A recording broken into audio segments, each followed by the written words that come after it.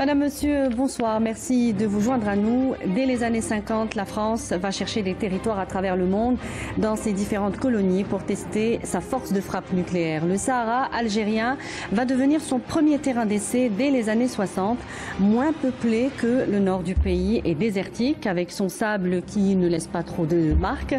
C'est comme cela que la France coloniale effectuera au total 17 explosions nucléaires, dont 4 atmosphériques, négligeant consciemment et totalement les risques sanitaires et retombées radioactives sur les populations locales, considérées comme des quantités négligeables.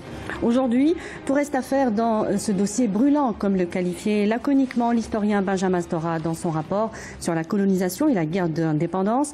Le refus par la France de ratifier le TIAN, le traité sur l'interdiction des armes nucléaires, un prolongement du TNP, renseigne bien sur l'absence de volonté de Paris de s'acquitter bien de sa dette morale et financière envers les victimes de ces essais, comme elle l'a fait en Polynésie française. On reçoit ce soir Madame Fatema Benbrahim, avocate et chercheuse en droit de l'histoire. Bonsoir. Bonsoir Madame. Merci d'être avec nous. Vous êtes engagée bien sûr dans la reconnaissance pleine et entière de ces crimes contre l'humanité en Algérie. Et vous dites d'abord qu'il ne s'agit pas d'essais ou d'expérience, mais bien de véritables explosions atomiques. L'ancien président François Hollande, ancien président français, l'avait lui-même reconnu en 2014.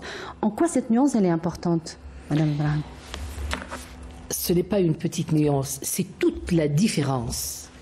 Parce que lorsqu'on parle d'expérience, cela veut dire qu'on n'a pas encore la bombe. Mais quand on parle d'explosion, ça peut dire que la bombe existe et qu'on va la faire exploser.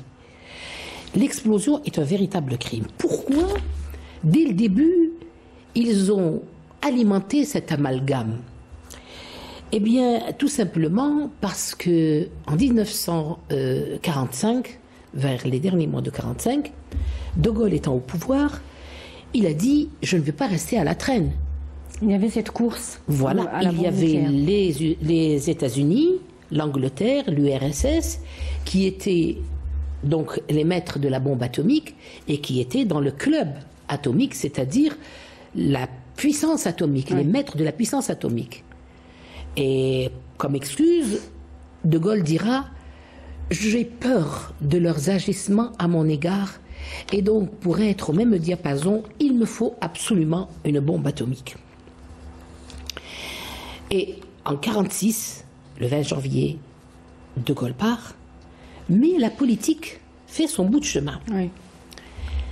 Quelques années plus tard, l'idée de faire exploser une bombe atomique arrive en 1959. Mais entre-temps, ce que la France ne veut pas toujours dire, c'est qu'à partir de 1956, ils ont commencé à installer les installations nucléaires en Algérie. Vous avez vu le nombre de bâtiments, etc., etc. Ils ont utilisé les Algériens pour creuser des tranchées.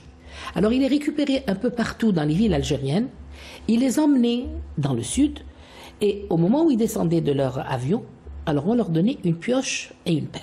Et on leur disait « allez creuser ». Ils ne savaient pas de quoi il s'agissait. Ils creusaient. Et là, ils avaient rencontré même des gens de couleur qui ne parlaient pas notre langage. Ça veut dire que c'est les prémices de l'installation matérielle d'une base de vie et de recherche en Algérie venaient de naître. Un peu plus tard, le moment était venu pour avoir l'autorisation de faire des essais nucléaires. On est dans l'appellation essais nucléaires. Oui. Et donc, ils vont Vous parlez de quel accord, justement? C'est pas un accord, c'est l'ONU. C'est à l'ONU. Jules Moche, qui représentait le gouvernement français, est allé demander à l'ONU l'autorisation d'avoir sa bombe atomique. L'Algérie n'étant pas indépendante encore à cette époque-là. Voilà. Alors c'est pourquoi le général El Rey, qui se dit être le père de la bombe, était parti faire une inspection pratiquement aux États-Unis, dans le désert du Nevada, et il a vu que le désert du Nevada était vierge. Donc, Jules Moche, qui est un civil, mais qui représente l'État français, va devant l'ONU et il fait une communication dans laquelle il dit, et c'est là où ça devient important, nous voulons faire une expérience atomique en Algérie, dans le sud saharien, là où il n'existe aucune forme de vie humaine ou animale. Oui. Voilà la présentation qu'ils ont fait de l'Algérie, du sud de l'Algérie. Et alors, malgré ça, l'ONU ne les a pas autorisés. Donc, ils ont continué le programme sans autorisation de l'ONU. Sans accord des Nations Unies. Alors, une fois cette nuance, hein, le mot est faible, c'est vrai, mais une fois cette nuance clarifiée entre essai et véritable explosion nucléaire, une fois cet écueil levé, est-ce que cela nous permet, sur le plan juridique, de contrecarrer eh bien, les projets à l'époque de la France coloniale qu'elle met sur la base des fameux accords d'Évian? Alors, nous ne sommes pas encore aux accords d'Évian en 1959, mais déjà en 1960, ils avaient compris que l'Algérie allait vers son indépendance. Oui. Parce que ce qu'il faut savoir, c'est que dans un premier temps, ce n'était pas l'Algérie qui a été choisie, c'était les Alpes françaises. Ils devaient faire cet exposé dans les Alpes. Et là, la population a dit, mais non, nous sommes français, vous n'allez pas nous tuer avec cette bombe, parce qu'ils avaient déjà entendu parler d'Hiroshima. Hiroshima et Nagasaki, voilà. Évidemment. Alors ils se sont rabattus sur la Corse. Ils ont dit, on va les faire donc dans le nord de la Corse. Et là, dans une réunion avec les maires de Corse, qui ont dit, niet, il n'est pas question que vous puissiez utiliser notre terrain pour faire votre expérience. Et c'est comme ça qu'ils sont arrivés en Algérie. Mais ils savaient parfaitement que l'Algérie allait vers son indépendance. Ils ont tout de suite pensé que si on allait s'installer en Algérie, il nous fallait un délai supplémentaire. Et c'est pourquoi, dans les accords d'Évian, ils demandent à l'Algérie de les laisser profiter pour quelques temps, voilà, dans le Sahara. Mais qu'est-ce qu'ils disent? Ils disent, on a besoin, pour nos installations et pour nos expériences scientifiques, et je voudrais que tous les Algériens puissent comprendre d'ores et déjà qu'il n'y a jamais eu le terme explosion atomique. Oui. Mais c'est des expériences scientifiques. Ils avaient l'expérience de la fusée, le B1 et B2 Nemours, les expériences chimiques et bactériologiques. Donc c'est là, vous comme en tant qu'avocate justement et chargée de ce dossier, vous allez intervenir sur ces aspects qui n'ont pas été justement mis noir sur blanc, et les choses ont évolué sur le terrain. Aujourd'hui, on peut les faire valoir. Bien sûr. Et je vais revenir tout à l'heure. Dans les juridictions internationales. Oui, je vais vous dire tout à l'heure, j'ai déjà réagi sur le plan international. Je n'ai pas fermé l'œil sur la question. Je parle de ce point précis. Oui, justement. Oui. Parce qu'il y a eu un colloque international, je vous ai ramené le document, il est là, l'impact humanitaire sur des armes nucléaires. Et j'ai dû intervenir dans ce colloque de très haut niveau, voilà. Et donc, j'ai parlé clairement, vous voyez, d'abord j'ai exposé le cas de l'Algérie, et j'ai enregistré l'Algérie comme pays victime des explosions atomiques françaises. C'est quelque chose qui n'est pas encore reconnu. Mais même en France, même les ministres de la Défense de l'Angleterre et les autres ministres étaient dans l'histoire de expérience.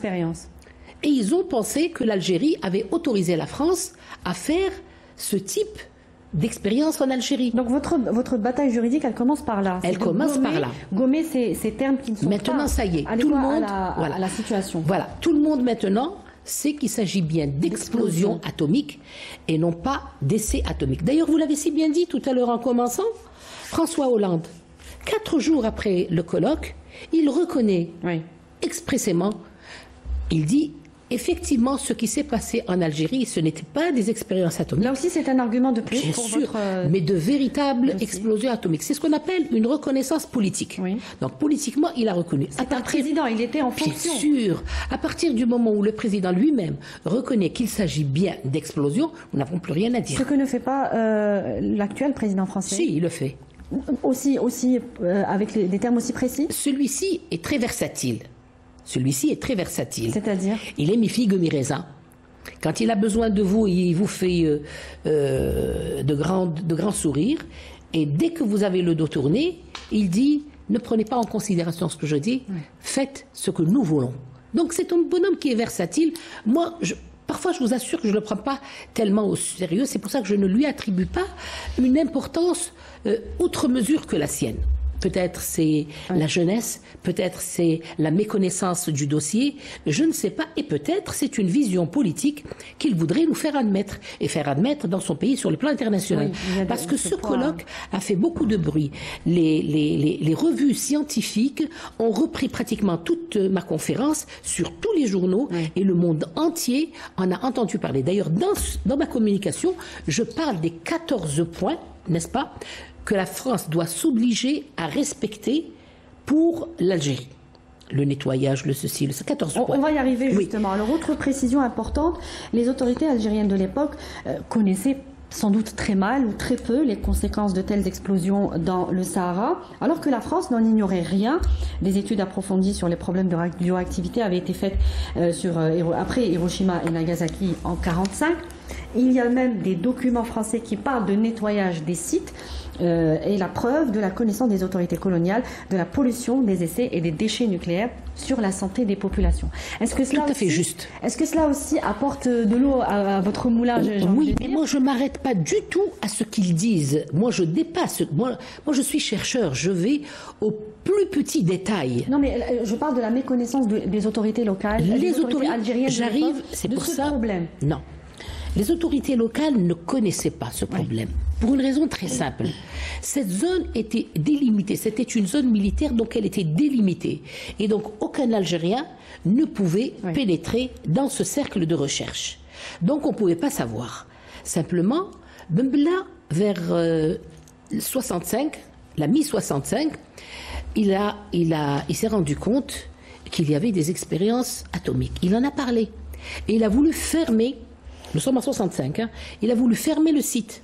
Simplement, les accords ne nous ont pas permis. Il fallait attendre. Et c'est pour ça qu'à l'expiration du délai, fin 66, ils ne leur ont pas permis de rester un seul jour. Pourquoi les Français, les militaires français ou les autorités françaises ont dit on va rester jusqu'à la fin? C'est pour, soi-disant, faire le démantèlement des structures existantes. Des infrastructures voilà, et vous pouvez regarder dans tous les documentaires, vous allez voir qu'il y avait de longs immeubles de 4 étages et d'un rez-de-chaussée. Moi, je reste à me poser la question, qu'en ont-ils fait? Ils ne sont pas sortis par le port d'Oran, Marcel Kibir. Ils sont enfuis dans le sable? On ne sait pas, parce que c'est des bâtiments. On comprend, s'agissant de moyens, les hélicoptères, les avions. On va y revenir justement sur ces déchets. Mais un bâtiment, plusieurs bâtiments, comment ils les ont C'était des superstructures en fait. C'était des superstructures métalliques. Donc là, on se pose la question, on dit comment ils ont fait? Ils ne veulent pas nous dire. Est-ce qu'ils sont enterrés chez nous ou est-ce qu'ils les ont sortis à travers les frontières? On ne sait pas. Alors, vous parlez de guerre atomique, mais nous ne pouvons pas aujourd'hui encore, faute de données précises justement, quantifier réellement ni l'ampleur de toutes les explosions effectuées, ni l'emplacement précis de tous les sites et déchets nucléaires, ainsi que les retombées radioactives. Alors, quand on parle de guerre, on parle de quoi exactement? La première question, quantifier, c'est possible, c'est connu par tout le monde aujourd'hui. Parce que dans leur propre rapport, ils disent que la bombe atomique qui a explosé en Algérie était de 70 kilotonnes. Et quand on dit 70 kilotonnes, et qu'on va comparer avec ce qui s'est passé à Hiroshima et à Nagasaki, on va se rendre compte que les deux bombes, Hiroshima 20 kilotonnes, Nagasaki 15 kilotonnes. Nous sommes à 70. Ça veut dire 4 fois plus puissante que ces deux bombes réunies. Et si on parle de 4 fois plus importante, ça veut dire 4 fois plus de dégâts. Si on revient vers Nagasaki, c'était une ville où vivaient 250 000 habitants. Vous savez quel est le bilan de morts? 80 000. Vous vous rendez compte un petit peu? 80 000 personnes qui sont mortes en 1 minute. Irradiées, brûlées, pulvérisées, vaporisées, des constructions complètement à terre, une ville de fantômes. Ça, c'est Nagasaki. Mais 70 kilotonnes, ça, c'est le Sahara algérien. Ils ne peuvent pas le nier, parce qu'ils l'ont reconnu dans plusieurs rapports. Pourquoi De Gaulle avait tenu à avoir une bombe aussi forte? C'était pour leur dire, vous ne nous avez pas laissé faire cette bombe. Pour quel motif? Eh bien, moi, je vais vous envoyer une bombe qui est 4 fois plus forte que celle d'Hiroshima et de Nagasaki. C'était de la surenchère carrément. Voilà. Donc, il rentrait dans le club des grands par la grande porte. Voilà. Alors, mais quand je parle de quantifier, par exemple, pour les déchets précisément, est-ce qu'il existe tout simplement des moyens technologiques aujourd'hui pour repérer ces déchets? Parce que sur la zone terre, on retrouve des mannequins, des chars, des véhicules blindés de toute nature, des canons. Sur la zone air, il y avait des avions prêts au décollage ou parqués derrière des monticules de sable. Sur la zone mer, vous en parliez, des superstructures de navires de guerre avec leurs tourelles et leurs canons. La plupart de ces objets, en tout cas selon des indiscrétions ou des documents français, disent qu'ils sont enfouis dans le sable. Les militaires ont fait le travail. C'est tout à fait juste. Alors, je commencerai par répondre à la première partie de votre question. C'était effectivement... C'était la simulation d'une guerre atomique. C'est pour ça qu'il y avait tous ces engins, etc. C'est pour voir quel serait l'effet sur leur matériel militaire en cas de guerre. Voilà. C'était une simulation de guerre. C'était une simulation d'une guerre atomique. Maintenant, pour ce qui est des mannequins, vous avez 2 catégories de mannequins. Vous avez la première catégorie de mannequins où il s'agit véritablement de mannequins remplis de cotonnade ou je ne sais plus quoi, avec une rigidité extraordinaire des bras, parce qu'ils étaient remplis de coton et de foin et de plein de choses. Ça, c'était pour tester les vêtements militaires et voir si le vêtement militaire pouvait souffrir et supporter une expérience atomique, ou alors ils allaient s'engager dans la fabrication d'autres tenues militaires en cas de guerre atomique. Ça, on n'en parle pas. Mais pour l'autre catégorie, des expériences sur les humains, et là, c'est là où on rentre de plein pied dans l'expérience sur les humains, il s'agit de personnes humaines.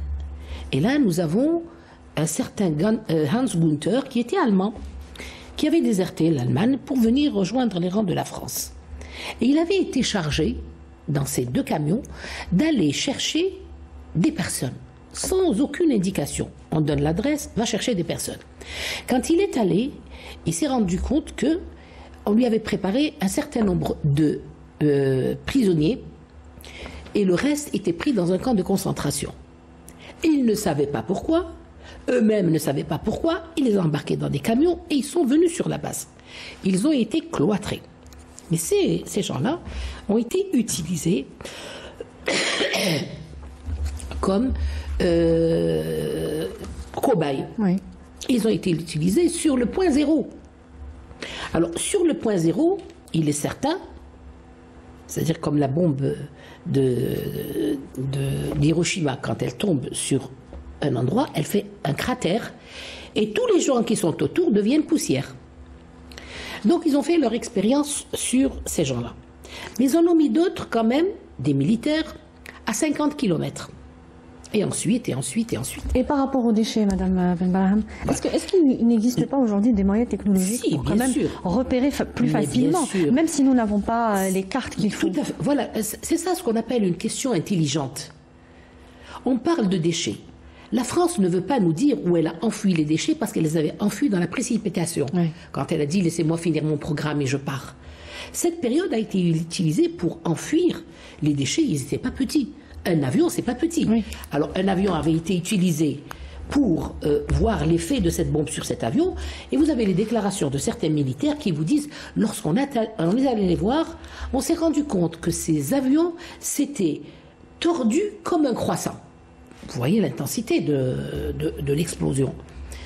Donc, à mon avis, je ne suis pas scientifique. Moi, je m'occupe de la question juridique. Oui. Mais à mon avis, on peut très bien savoir où sont enfouis ces déchets. Si nous avons des satellites, Oui. regardez par exemple pour l'Égypte, le satellite a découvert qu'il y avait une porte secrète derrière le dos du lion et qu'il fallait savoir ce qu'il y avait dedans. Alors l'orifice se trouve, la porte se trouve derrière l'oreille, ils ont réussi à la voir. Oui. Mais on peut faire aussi un ratissage, n'est-ce pas, et voir les déchets où ils sont. Donc on peut faire ce travail. On peut faire ce travail. Est-ce qu'il y a une partie, justement, dans ce dossier, dans cette affaire, qui s'occupe une partie Non. scientifique? Ni nous, ni eux. D'accord. Et c'est malheureux. Alors moi j'aimerais revenir sur le journal français Jeune Afrique qui dans son édition du 9 août 2021 évoquait la remise par les autorités françaises aux autorités algériennes de cartes dont la France disposait le 29 juillet de la même année, annonce faite par le ministère français des Armées, carte des sites d'enfouissement des déchets radioactifs. Est-ce que vous pouvez nous confirmer cette... Moi je ne suis pas très sûr que cela se soit fait. Je sais qu'ils ont donné certaines cartes des mines. Mais comme ces cartes sont venues des années après, elles ne servent plus à rien. Parce que l'Algérie a commencé à déminer depuis très longtemps, Oui. et puis les mines ont avancé. Elles se sont déplacées de l'endroit où elles ont été plantées, comme je dis entre guillemets, à des dizaines et des dizaines peut-être de mètres ou quelques kilomètres plus loin. Et ces cartes ne nous servent plus à rien. Elles sont arrivées très en retard. Mais pour l'enfouissement des déchets, non.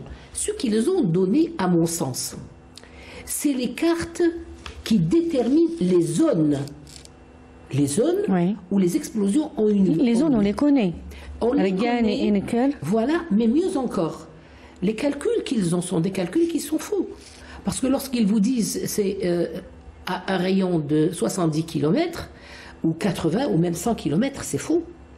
Parce que les dernières recherches des États-Unis vous parlent de 700 km. Oui. Donc on est vraiment change, en deçà. Et à mon avis, ce sont des cartes, et je vais vous dire, nous avions à l'époque, il est mort, c'était un monsieur extraordinaire, monsieur Barillot. C'était un expert en armement. Lorsque j'étais avec lui, c'est un ami, lorsque j'étais avec lui en France, lors du colloque, il est venu me voir et il m'a dit, tu sais Ben Bram, j'ai quelque chose.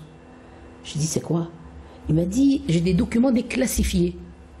Ah, j'ai dit, alors tu me les donnes, s'il te plaît. Il m'a dit, moi-même, je ne les ai pas compris. Qu'est-ce que tu vas comprendre? Je dis, comment ça? Il m'a dit, regarde, alors c'est des cercles. C'est des cercles, c'est des cercles, c'est des cercles, qui ne nous servent à rien du tout, avec des numéros. On ne sait même pas ce que c'est. Ils les ont donnés à Barillot pour qu'il les étudie, qu'il les interprète et qu'il en fasse un rapport à l'armée française, premièrement. Deuxièmement, le document qui m'a le plus intéressé, et vous allez le trouver sur l'édition du 15 janvier 2014, c'est Le Parisien, Oui. et vous trouverez ma déclaration à côté. C'est le nuage radioactif. Et ça a été un plaisir extraordinaire lorsque nous l'avons obtenu, parce qu'on savait que le vent s'était déplacé, etc. Il avait déplacé le sable, soit vers le sud, ensuite vers le nord, etc. Oui. Mais on n'avait pas de carte. Et cette carte est devenue célèbre, et elle est venue conforter ce qu'avaient dit les Espagnols. Parce que 3 jours après, les Espagnols ont écrit dans leur journal El País qu'une pluie noire s'était abattue sur l'Espagne sans qu'on sache sa provenance. Oui. Donc ça a touché l'Europe, oui. Et ça a aussi touché des pays africains. Mais bien sûr, il y a eu même des pays africains qui ont rompu leurs relations diplomatiques avec la France. Alors comment s'est passé Il y a eu des pays qui n'étaient pas encore indépendants à l'époque. Oui, mais ceux qui étaient indépendants, n'est-ce pas, il y a un pays tout voisin de nous, il a rappelé son ambassadeur, par exemple.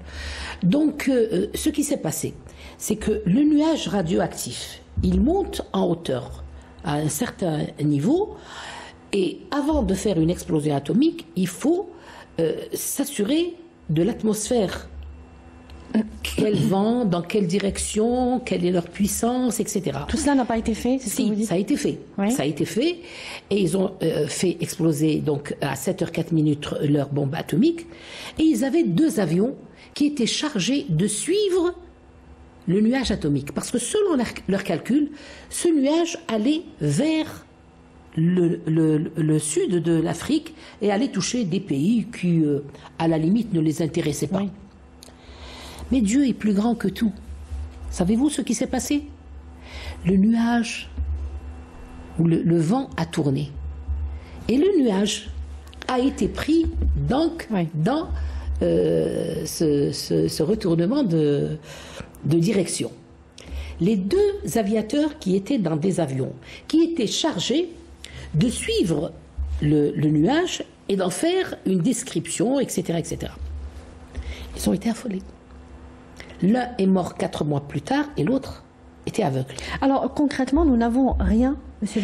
Nous n'avons absolument rien. Ce que nous avons, c'est la fameuse carte dont je vous ai parlé. En termes de connaissances sur les sites, on connaît finalement des sites assez... Oui, mais de manière assez vaste, nous n'avons pas de manière restreinte. Oui, Pour eux, s'ils pouvaient restreindre à 10 km ou à 3 km, ils l'auraient fait. Oui. Pour éviter d'être poursuivis en fonction de la responsabilité pénale de leur acte. On y vient justement, ces essais ou explosions atomiques concerneraient près de 600 Algériens. Vous corrigerez le chiffre pour le réactualiser. 600 donc Algériens présents sur le site, mais les retombées radioactives concerneraient plus de 150 000 personnes. Pour les premiers, le problème se situe évidemment dans le fait qu'ils ne sont pas en mesure, ou ne sont plus en mesure de prouver leur présence physique sur les sites, l'accès aux archives étant impossible. Comment vous allez mener ce dossier? Alors je vais vous expliquer. Ce dossier était classé secret défense. Et vous savez que la défense a ses secrets qu'elle ne peut pas divulguer. Mais il s'est passé quelque chose d'important. En 2007, le rapport sur les attitudes rapport sur les expériences atomiques dans le Sahara algérien. C'est un gros volume qui vient de la Défense nationale. Ils l'ont mis sur le site, sur le net, en 2007. Évidemment, qu'est-ce que nous avons fait? Nos amis du Parisien et d'autres amis journalistes et avocats m'ont tout de suite appelé, ils m'ont dit, écoute, voilà ce qu'ils ont mis sur le site, dépêche-toi. On va te faire une copie qu'on va garder. Quand on vient, on te la ramène, mais dépêche-toi. Comme je ne savais pas à l'époque très bien manipuler l'Internet, j'ai appelé des amis, j'ai dit, tirez-moi ce rapport. Je l'ai tiré et je l'ai étudié. Et qu'est-ce que je trouve? Vous vous souvenez quand je vous ai dit que Jules Moche avait dit que c'était un pays, une zone où il n'y avait aucune forme de vie animale? Bien, ce rapport classé secret défense dévoile qu'il y avait 40 000 Algériens sédentaires. Sédentaires? Sédentaires, bien sûr. Dans le Sahara. Plus 100 caravanes qui faisaient leur transhumance, parce que c'était une zone commerciale. Oui. Et donc, chaque caravane avait à peu près 170 personnes. Quand vous faites votre calcul, vous allez voir le chiffre extrêmement grave. Les militaires dont les Algériens dont ils parlent, ce sont ce qu'ils appelaient les populations laborieuses, c'était des Algériens qui travaillaient pour la France. Donc ils avaient un livret de travail, ils avaient un permis de travail et ils travaillaient sur cette zone. Ceux-là sont identifiés. Donc ils sont dans les 600. 600, c'est le bon chiffre. Mais il y a des milliers de personnes qui venaient travailler tous les jours. C'était des journaliers. Et vous allez voir dans les documentaires qui existent, c'est des jeunes qui ont une petite feuille, n'est-ce pas? Ils vont... D'accès Non, c'est pas d'accès. Ils vont le soir, quand ils ont fini, ils remettent au contremaître. Le contremaître met la date et leur donne un petit pécule. C'est des journaliers. Donc Mais est-ce qu'ils sont identifiés? Justement, non. C'est ça le problème. Ils ne sont pas identifiés. Les autres sont identifiés. Comment sait-on que c'était des milliers de journaliers qui transitaient par le centre? Pour faire tout ça, il faut du monde. Ouais. Les militaires ne sont pas là pour travailler à la pioche. Ouais. Ils sont là pour faire un un travail qu'on leur demande. Alors, comment vous allez faire, Maître Ben, On parle...